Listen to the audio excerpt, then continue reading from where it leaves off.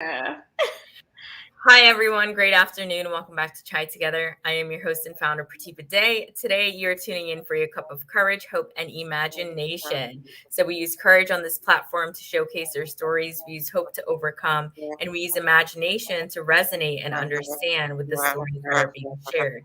So with that being said, I'd like to welcome Miss Aishah Tatum to our platform and our community. Hi, everybody. This is an honor. I've been wanting to come on. I know we have been planning this for some time, but I'm very honored and grateful to be here with you today. So I'm looking forward to our conversation.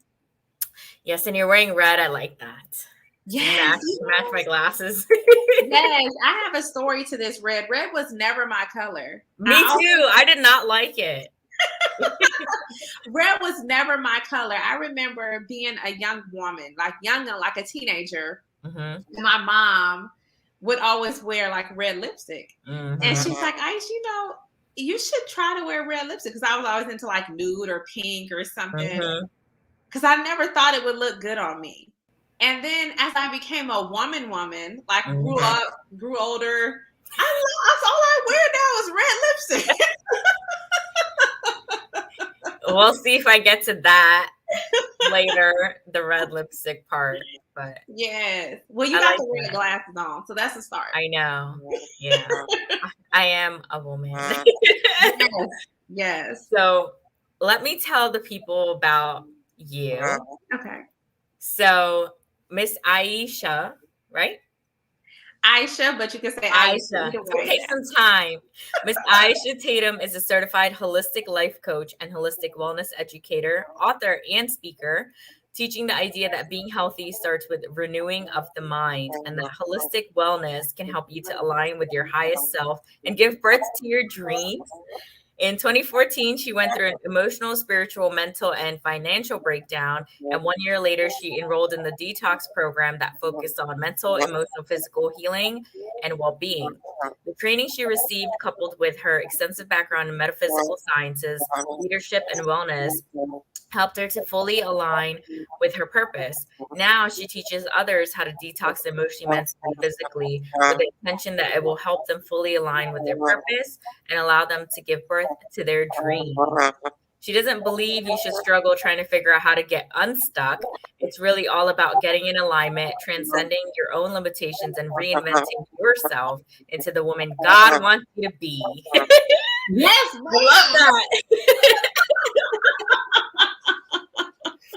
I really like that part because there's back in 2019, I remember I was in Thailand and I was literally praying to God. I said, God, make me go through whatever you need me to go through to become the woman I need to become. Literally, that was my prayer. And I went through some hell. Like, okay. To become the person I am today, truly, like, it, like, God, like, must have heard my prayer. Right after that, I went through like tragedy, but then I overcame it, and now I'm here doing all of this. So I feel like it was answered. Yeah. I personally feel like it was answered, but I didn't know it was going to be like a tragedy, that emotional impact that we learn about through Bob Proctor. I just thought, okay, I learned some lessons, but I was so younger and naive that I didn't know like bad things can happen to me. Like I was like careless, invincible, like nothing can happen to me. Seriously, because I always believed like I always had faith that God will always protect me, like nothing bad will happen. I was so wrong. Like, I was so wrong. Yeah. And the thing about that is God is always still protecting us. Even in the midst of tragedy, it's always the unfoldment of something that is supposed to be birthed. Right? Like even when we go through the trauma, the pain, and it's like the whole world feels like it's like falling apart, like it's crumbling around you. And you're like, God, where are you? Like, what is up? Like, what is going on here? Like, what did I do to deserve this punishment? Like, what's really going on? Right. And it's like you may not even really hear God's voice at the time, but while you're in the midst of the storm, there's so many things that come up. There's so many emotions. There's so many experiences. There's so many revelations. There's so many wounds that get exposed.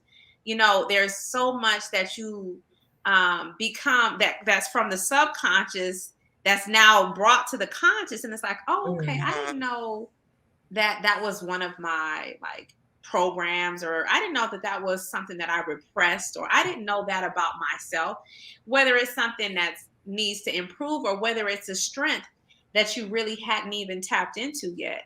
So I think it's like a lot of times when we go through pain, intense pain and suffering, there's a lot of times people get caught up in the suffering aspect. They may not really ever come out of it because they're so caught up into like the victim mindset, like, why did this have to happen? Like, I don't deserve this. This doesn't make sense. And then they hold on to it, right? Like they hold on to whatever their trauma was or their pain was. And it literally can keep them locked in a mind space and an emotional space and in a vibrational imprint space where they never fully rise up and fulfill whatever that breakthrough was there to send them to. Like our breakthroughs usually come from pain. Like it's not often that like we get inspiration, right? Like if we're like, like especially if you go to like some type of program or some seminar or some type of thing that just, and you get all this pride, y'all fired up like, oh yeah, this is amazing. We get those inspirations. But then a lot of times it's the pain, right, that really exposes us to ourselves and really gives us an opportunity to develop that raw part of ourselves that's untapped, unfiltered, that we really need to tap more into. I like that. So what is your academic background? So I have a bachelor's in psychology. Yeah, right. Like I finished, it was so fun. I'll have to tell you a story later if we have time. But I ended up with a bachelor's degree in psychology from the University of Georgia. I got my first job at 23. Couldn't find a job with a degree in psychology, right? The only job I could find was some type of research. They was only paying maybe $12 an hour. I said, what is this crap? Exactly. I'm saying this right now for my bachelor's. I'm like, I have degrees, I have certifications. You want to pay me what? Yeah. Like, I don't understand. Like, what the heck? I'm not going to curse. But I'm like, what? No, you can. Yeah. So I ended up getting a job because I needed to. I found a job at an insurance company. I completely hated it. Knew I didn't need to be working for people, but I had a choice at the time, right? Because I didn't really know what I was supposed to be doing. And then I came across a program at a school called the University of Metaphysical Sciences. Ooh. And this school, it was so mind-blowing because I had been praying. I'm like, I know that life shouldn't feel like this. Like I literally dreaded every day. I dreaded getting up. I dreaded getting in traffic. I dreaded being micromanaged. I dreaded sitting in a cubicle and answering 100 phone calls a day, being cursed out, filing these insurance. I dreaded all of that. And so I asked God like to really direct me. And then I came across this school. And I completely fell in love. Like I learned so much about the spirituality. I learned so much about metaphysics, chakras, eating healthy, into developing intuition. And it was just so many different classes that I took. And I kind of fell in love with that. And once I got laid off from our job, ended up closing down. I dibbled and dabbled, still didn't really know what I wanted to do. Right? It was literally an answered prayer. Like it was an answered prayer. Got into real estate. And then I was like, the real estate thing is cool, but it really wasn't, it didn't fulfill me at the soul. Like it was just more of a money thing. Like I was money hungry. I wanted to make money. And then I came across the concept of life coaching. Now, this is in the early 2000s, right? Oh, wow. I was 6 years old. Yeah. That's why I said you're just a baby. Probably 2000 and... That's when I came to America. Yeah. In the year 2000? No, 1999 going into 2000. Yeah. Okay. I didn't even speak English. Oh, that really? Yeah. That is amazing, girl. I know. Now I actually teach English. So I came here, I was ESL student, they put me back because I didn't know English. And now I teach English to others, Isn't that amazing? Look at God. Look at God. That's a story in itself. There's so many, but you go ahead. Where were we? So listen, 2000 is when I graduated from high school. Yeah. I finished high school. But anyway, so like in the early 2000s, I would say 2007, 2008, I was introduced to the concept of life coaching. And I was like, wow. oh, it sounds really, really like that really sounds up my alley, because I was always the person where my friends needed to come for advice. People always want to ask me all these questions, and I really enjoyed it. It was something that made me feel good at the soul level. Like it felt good. So I got certified in life coaching. 2 years later, I came across a school called the Institute for Integrative Nutrition out of New York, and wanted to learn more about health coaching and holistic health. And so I took their certification program. Then I was interested in an MBA, right? So I went and got an MBA because I knew I wanted to run my own business. I didn't want to work for anybody. And then from there, I got certified in John Maxwell leadership because I knew I wanted to speak.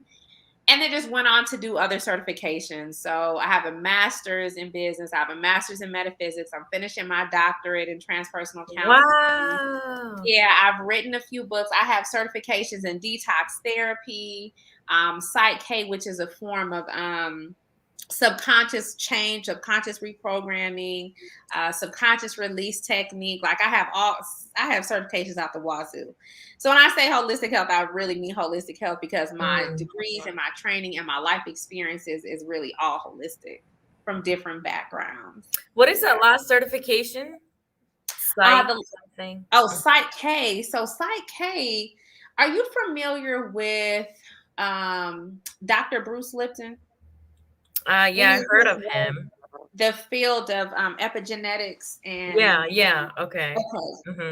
So Psych K is really a process where you use it's based upon the brain dominance theory, right? So our right brain and our left brain, usually when we have certain behavioral patterns or we have certain ways that we respond, that behavior is associated with one side of our brain being more dominant than the other. So when you're working on changing programs at the subconscious level, we want to find out what brain is mostly operating when you're carrying out a certain function or a certain behavior or a certain action in order to change it at the subconscious level. So you utilize kinesiology, muscle testing, see which brain is what side of the brain is more active.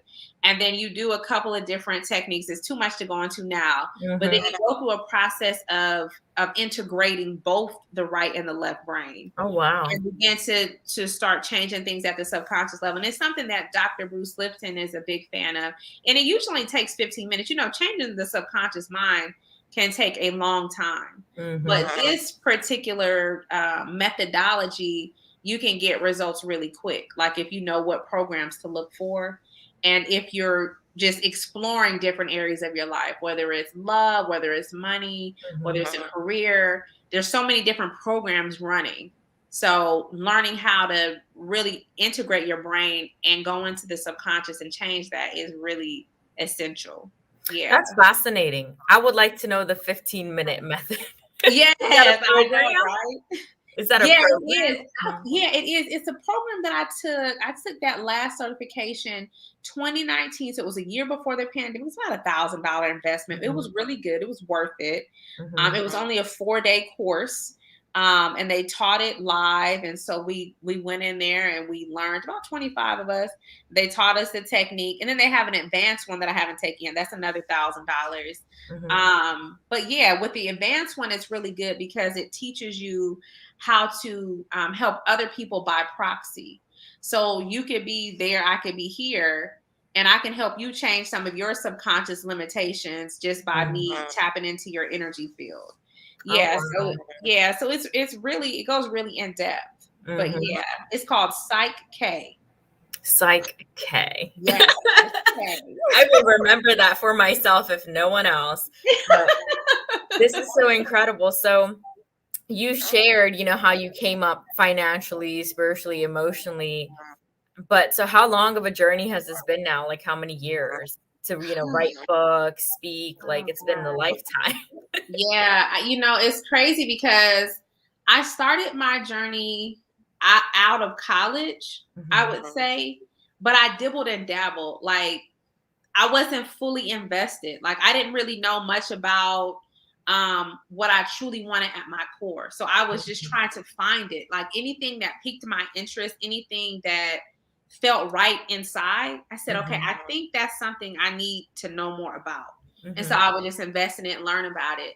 But I really got more serious in 2015, I would say about 7 years ago after losing my mom. So that period of time, that year, January 2014 to December 2014 is when I went through like the worst period of my life. Like, did the lighting change? Can you see me? Okay. Yeah, now it's better. I'm like, did the lighting change? But at that point, after I went through the tragedy of that, the following year in 2015 is when I decided that I needed to save myself because I had fallen into such a deep depression. Like I was angry with God. I didn't want to talk to people. I was a workaholic. Of working like 90 hours a week to avoid. Oh my! Yeah, I was in IT. I was in IT, and I was working like 90 hours a week to just avoid. I was traveling all over the United States, and then that end of that year, December, is when I finally decided I needed to slow down because I think I was at such a breaking point that it was just like I have to do something or else I may end up dying early. Like it was just that serious. And I just want to say, I was a security official at one of the Navy bases for Lockheed Martin. And I have to say that, you hear the title engineer, lawyer, etc. But let me tell you, a lot of those people weren't happy with the hours and things. And they looked stressed out. One of them lost their hearing. One of them lost something else. You know what I'm saying? Over like, because we're working with all the radiation inside. It was, a ship. So that's just to give an example that, money, great, but somebody lost their hearing, he's still coming into work. Like, you know what I mean? Like, wow. But it's not a priority. But this is just to say that you hear the title engineer in IT. I have a friend who owns his own cybersecurity company, and he also has Crohn's, disease. And so it's like, that's why he couldn't hold a job, and that's why he's an entrepreneur. But it's taxing, like on anybody. Like I also studied a little bit of cybersecurity last year, and I was on the computer morning to night, but I enjoyed it. Okay. I enjoyed it, but I realized that for that time, at least, but I realized I'll go outside 15 minutes a day, take a walk, come back, do Python, etc. And then I realized that I started researching, you could lose your eyesight by this age because you're looking at the computer. There's two screens. Wow, yeah. Better, so I was just like, is this a career I want to get into? Right. So anyway, that's just a little bit digression, but it's just to tell you that it's great when you hear these job titles, but I feel like every single person who's in corporate at some point, most of them, they go on to like a holistic yogi, etc. path because they're so sick of, we're as human beings, we're not, we're about nature, emotions, etc. We're not here to work inside buildings, if that makes sense. It's not natural. Your body needs movement and stuff. Like sitting in this chair too long, like that's, even though it's ergonomic chair, like that's not okay for my spine. Right. Yeah. So it's just so many things. But this is the thing. I was awakened early. I knew I have, I'm going for my master's to be a doctor as well in speech pathology. Okay. But since I was young, I didn't even know I would make it through school. Like I didn't want to conform to society. I didn't want school loan. Like I didn't want to work. I was like, I don't fit in this world. But I was a rebel. Like I would, color my hair, pierce. I was like, I don't fit in this world because I just want to have fun, be in nature, and do things that, like, somehow money needs to just come in, but I want to do what I want to do. Right. I was like, but I don't want to sit in no office desk. Like I've never held a job I think Lockheed was my longest 3 years, but that was part-time and I made my own schedule. But Oh, the fact good. that like I spent all my money on activities, skydiving, zip line, I traveled the whole year. I would tell my job, I'll be here. Like, I'll tell them when I'll come in, when I won't. But I really lived my whole life, even until now. Like, I'm telling you, like, I don't know. There's something about me. I would be miserable, Yeah, yeah. You definitely have that vibe of like out of the box, unorthodox, rebel, Yeah. free spirited.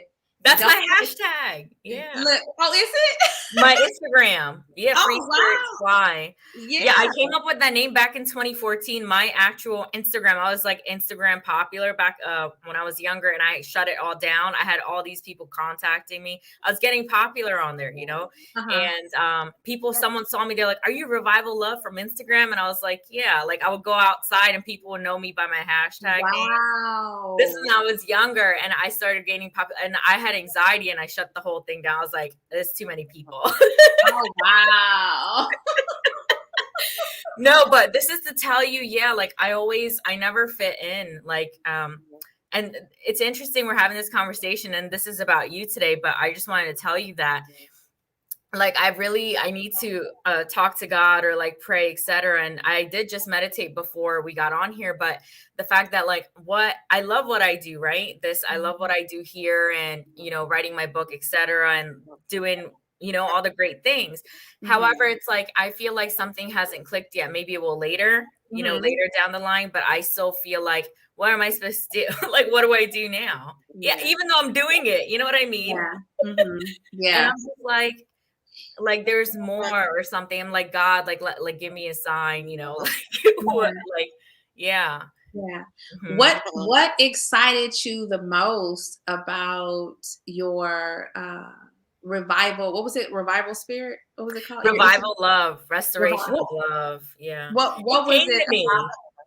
What was Well, it I about? was young. That name came to me, Revival Love. I always like try together. I always come up with my own Free Spirits Fly. I came up with these things on my own. Like, I've always been like this since I was young, like, making things. I started Right. my first blog at about 15 years old. Okay. So What drew you to want to create your platform on Instagram? Like, what was the internal motivation? oh, I'm a people person. Okay.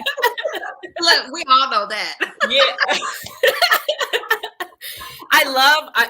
I used to take a lot. I still do take photographs, but just for my iPhone. And my friend told me, she's like, "Are you just taking these for fun?" I was like, "Yeah." And then some people would say, "Hey, photo shoots, etc." I'm like, "This is just for my phone." Like, they thought I was, a photographer. Oh, That some people wow. thought I was a manager for musicians, because I would go to a lot of concerts. A lot of my friends are musicians, like in Philadelphia. They know, I forget, like certain, singers and stuff that are known. And people thought that I was somebody when I was only like 20 years old. They're like, "Can you shoot? Like, can you pose for me?" Like, I used to just be out in the streets, but in a good way, Right. Okay. So, like, I met Johnny Wimbery when I was 20, and I recently saw him when I went to see Les in New York, and he saw me, and he gave me a tight hug, and I said, "You remember me?" And I was like, "Really?" Wow. So I know Johnny when I was in network marketing when I was 20, and we have mutual friends that I'm close with. And so I know, certain people from long ago, but not even that, just other people I've met. So Les isn't one of the first people that I'm meeting, or, I've met many people at a young age, who are like public figures. Yeah. But I just never, but that's how I knew that there's something inside of me attracting people like that, Yeah. Yeah. This Definitely. conversation just got way about me. So before your son wakes up, I want to ask you, so regarding your mom, like, was your mom's passing like a natural death? No. So, so we found out that my mother had a very rare form of cancer called leiomyosarcoma. And this cancer only affects 1% of the world population. Oh, wow. So, yeah. So she was having like pain. And so she went in to get a consultation. They did some blood work and they recommended that she see an oncologist. And so when they went in to do exploratory, they found a massive tumor that was there. And it was already at like going into stage 4 by the time that we even found out she had cancer. So that year, oh my God, that year was very traumatic because I went from seeing my hero, my best friend, my road dog, my life coach, like, like my everything, right? To just seeing her barely be able to eat, barely be able to walk, bathe herself, use the bathroom, and like her joy was just fading. Like my mom was like probably one of the happiest people to me that I knew, right? But she went from being this really bubbly mom to just not speaking, just and it was really a painful experience. On top of the fact that we found out my mom had cancer in January. I got laid off in February. I was in a jacked up relationship with somebody for 5 years, which was very emotionally unhealthy. That was hard for me to break and leave because I had given him my virginity. I was 20, a month before my 29th birthday, I gave my virginity away. And being with him for an extended amount of time. And I had all these beliefs like, I want to be with one man. Yeah, I understand that did not work out how we fairy tale, right? Like the fairy tale. Yeah. Oh, no. I want to be with one man. The man I give my virginity to is the man I'm going to marry. We're going to have kids. And oh God, no. That's not how it works. Yeah. So my mom passed on December 10th, 2014. 3 days later, I got dumped by the guy that I was with for 5 years. My mom wasn't even buried in the ground. Oh my God. I was still not working.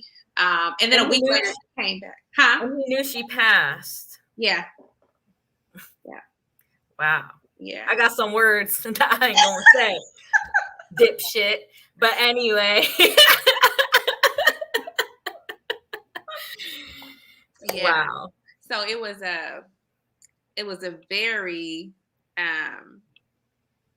what happened here? You're good. Okay, yeah, something came up on my computer. I was like, what was that? But yeah, so Yo, I have not laughed so much. God knew I needed laughter today. Thank you, God. Like, yes. all the 3 things we talked about this whole 28 minutes is God, like, I don't know, me and Red. Like, those are our takeaways. But it's so fun. It's because we're speaking for the first time. That's why. Yeah, definitely. Definitely. Yeah. But I did want to tell you, when you're in this place of exploring, because I think that that's a really good place to be. Like when you're seeking, like, because you know that God has more for you, right? And that's why you have this desire, this yearning to like, no, God, what is it? What is it? Because this just isn't it. Like there's something else supposed to be going on. So I want you to just think about, like, if this was your last year ever on planet Earth, like this is the year to leave your legacy. Oh my. How would you leave your legacy? What would be the things that you left behind for others to make this world a better place? Like, what would your fingerprint be that you left behind? And then you should start focusing on those things. If it's the book, if it's the documentary, if it's continuing to interview people, if it's a series that you want to shoot, like whatever that is, do that. Just do that, and then more will come and more will unfold as you continue to go with what is you're being pulled to, what you're attracted to, what you enjoy doing just for the fun of it. Like you get lost, whatever it is for you, you get lost in it. Like it's something that's so natural for you that you don't probably not even paying attention. But it's that has a lot to do with it. Yes, it's true. Yeah. So I want to ask you, like, losing your mom, like, was that the most challenging thing in life so far? Oh, yeah, definitely. Losing my mom was the most challenging thing for me in my life, because one of the reasons is because my mom was my everything. So my parents got divorced when I was 4. And we moved from California to Atlanta when I was 8 years old, me and my brother Iman. So it was only just us three. No aunts, no uncles, no cousins, no dad, no grandparents, nothing. So for 25 years, we were all we had. Wow. So we were very close, like 3 peas in a pod. And losing my mom felt like losing her was like I lost everybody. Because she was everybody. She was my mom. She was my dad. She was my grandparents. She was my aunts. She was all of that in one person. So it was like losing her was like losing an entire family. Yeah, I can understand that because recently my mom, she had deteriorated to how your mom had. And that's what, I don't know if you know, but that's what inspired Chai Together, why I do what I do. Oh yeah, it's inspired by my mom and I having chai together and the Indian masala chai. And then I went and designed my mug. So I actually painted this, like I painted my own and gave it to the designer. But that's another video where I showed like why, you know, and how Chai Together came about. But it came, I created a channel right before, like I didn't even speak until Les's 3-minute speech. And then I started doing all this. So now over a year I've been doing this, but yeah, so my mom, she had deteriorated, you know, she was, you know, not eating as well and like, you know, all those things and, you know, no joy. I had seen all that. And then, you know, she went to the hospital and then a month later, I didn't see her for a month. So that when she was first gone, I cried for like 6 hours. I felt like the loss of a parent. Like I've never been without my mom, you know, and where I can't see her because of COVID, you know, so I felt like I could not stop crying. It felt like as if your parent died. And I was like, God's giving me a taste of what that would feel like. So I need to get moving. Like, you know what I mean? Yeah. Like, so I can definitely understand that. And now she's like back to health. She just sent me a picture. She goes to, yeah. So we look just alike. But she just sent me a picture from her program. She goes to a day program and it's just so nice to see her laughing again and eating and like, you know, but that's because medications and stuff are necessary. So she wasn't on medication for half a year. So that's why she went down. But I just find to be, I remember when I first heard you on Les's platform. So did you know that you're going to be a speaker? Like, did you already know, like, I'm going to speak on that summit? You know what?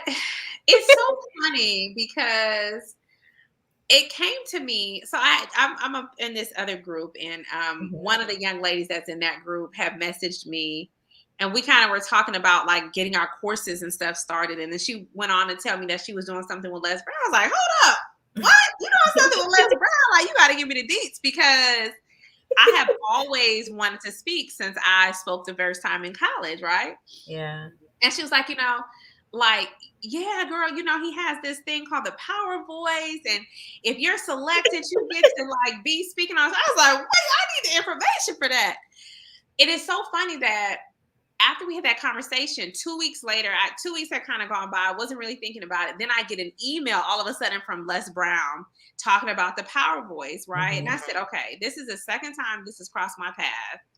I think I'm supposed to do this. So I was like, okay, I'm gonna pay. I said, but if I'm paying for this, I'm gonna be a speaker on that platform. They're gonna hear about it. They're gonna hear from Miss Aishah.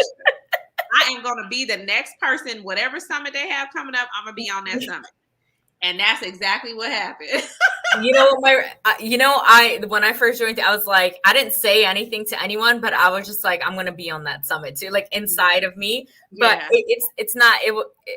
Yeah. So when that happened, and I remember when I was told like, oh, like, you know, for the October summit, you know, I was like, oh, yay. Like, that was my response in text. I was like, oh, yay. Like, it was like, I already knew, like, oh, yay. Yeah. I was just like, oh, like, you know, it is what it is. Yeah. It wasn't like, oh my God, thank you so much. No, like, that's not my style.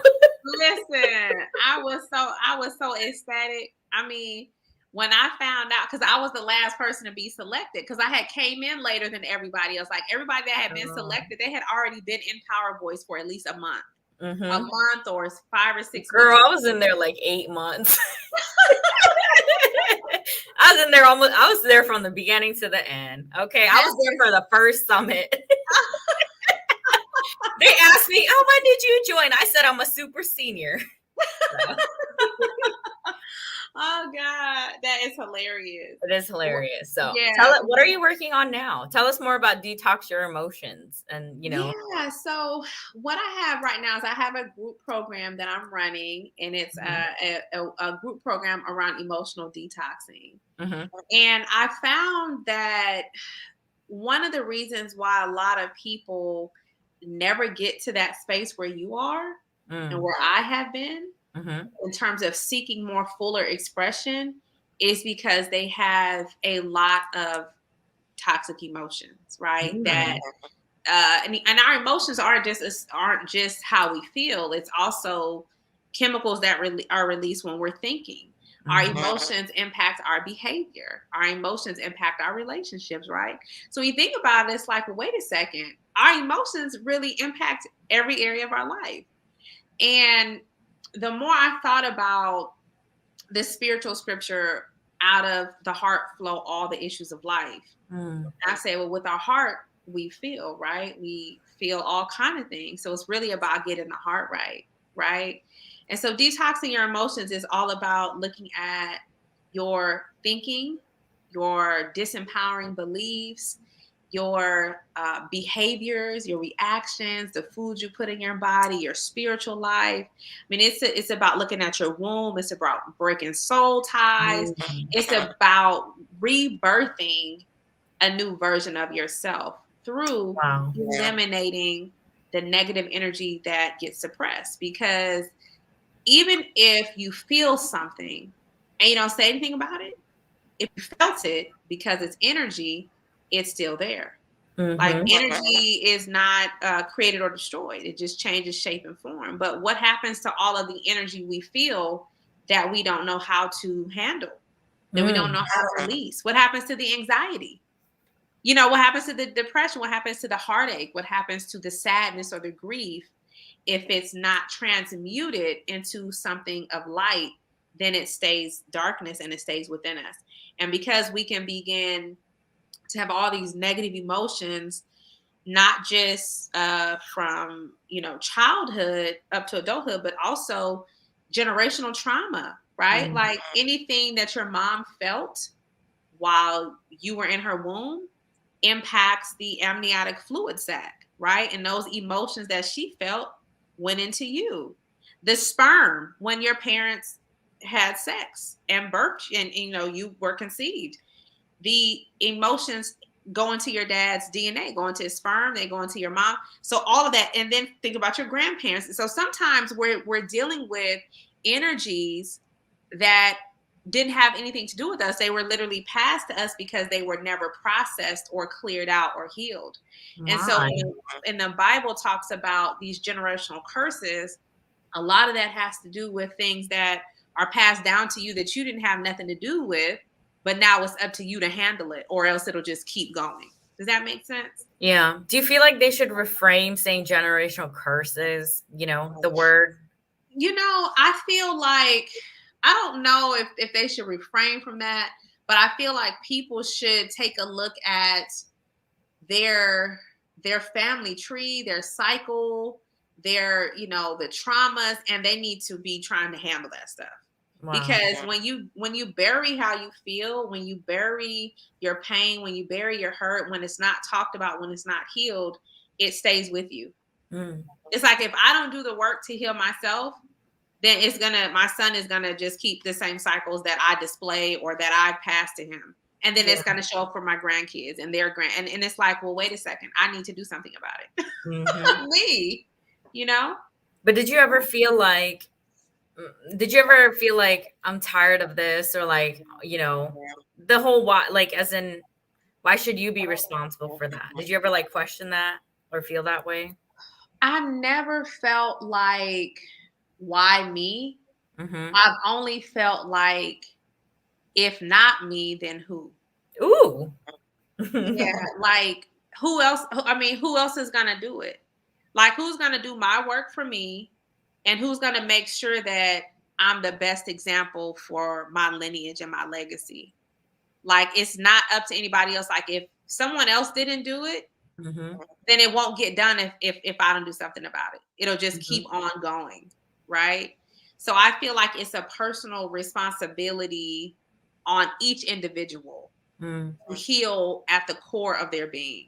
To transmute all the negativity, all the self-hatred, all the unforgiveness, the resentment, any type of negative energy. I feel like it's up to the individual to transmute it to the light, to become that higher expression of what God is calling all of us to. But in order to do that, we have to take full on responsibility and accountability for everything in our life, you know, and be that person that decides, like, it's gonna be me. It ends with me. I'm gonna do everything I can to make sure that it stops with me. And that's the kind of mindset that I have. Like, I gotta do this because I need to give it my all. One of the things that really really impacted my life was being with my mom on her deathbed and sitting there with her. And although she couldn't see me anymore, I knew she could hear me. But I also knew that she had dreams for me, right? She had dreams for my brother. She had dreams of being an actress. Some of those dreams didn't come true, right? And the fact that she died with some of those things broke my heart. And I said to myself, I'm going to be one of the dreams of my mom that actually does come true. Like, I need to, it's up to me to do that. So I think that I don't want to get to that point in my life where I'm on my deathbed and it's like, damn, like, I really could have did a better job. Like, I knew that I was supposed to do this, but I ran from it, or I put it on someone else, or I didn't take the ownership, or there were some projects that kept coming to me that I kept procrastinating on. And now here I am on my way out of here, and I didn't get it done. Like, to me, I feel like that's the worst thing, to get to that point and you have regret. Yeah. Yeah. I feel like I would not be at peace. I feel like I would not want to be like, I'm on a go. I don't want to go yet. Oh my. But so what was the one, is there like one specific dream your mom had for you? Like she wanted to see you do, or you to do, Yeah. So the one dream my mom had for me was to see me speak all over the world. That's what she wanted. And she would text me and say, oh, I can't wait to see you speak all over the world. Oh, I can't wait to see you speak. And I put that in my speech about my mom. And also, even doing that summit, like, people from all over the world watch. Even when I do my videos and I'm speaking in my videos, people tune in from all over the world.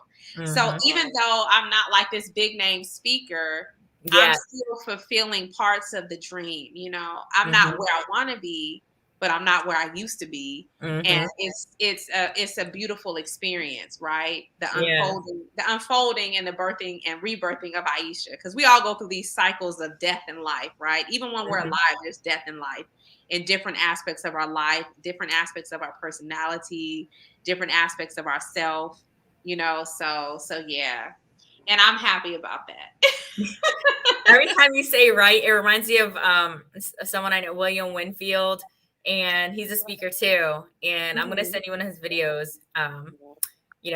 So every time he speaks, he says right, and then he says that he's like right, like it's like that's what this is reminding me of. I'm gonna tell him to watch this part too. That is so funny. So it is, right? So I need to stop. Wow.